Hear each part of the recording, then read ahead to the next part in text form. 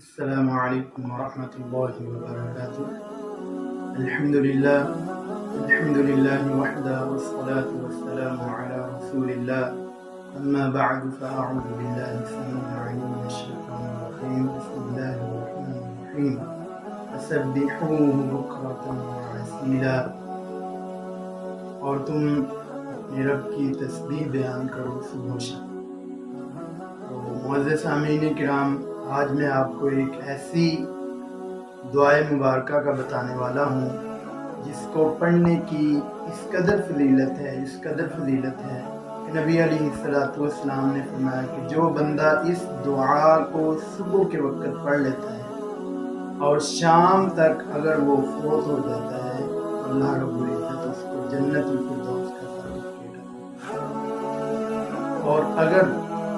شام کو کوئی بندہ وہ دعا پڑھ لیتا ہے، اللہ رب العزت اس کو، اگر وہ اسی رات فوت ہو جاتا ہے، اللہ رب العزت اس کو جنت کا سرٹیفکیٹ عطا کرتا ہے۔ تو وہ دعا کون سی ہے؟ اس کو عربی کے اندر سید الاستغفار کہا جاتا ہے، یعنی استغفار کا سردار اس دعا کا نام ہے۔ یہ دعا ہے اللہم انت ربی لا الہ الا انت خلقتنی وانا عبدک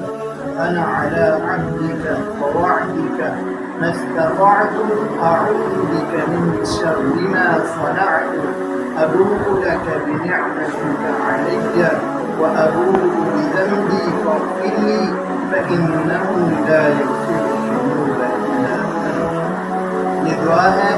اس دعا کو پڑھنے کی فضیلت یہ ہے،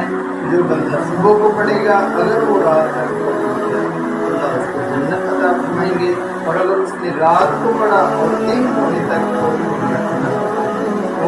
جنت اس دعا کو لازم پکڑیں اور صبح و شام کے اذکار کے اندر اس دعا کو شامل کریں اور اس دعا کو روز پڑھتے رہیں۔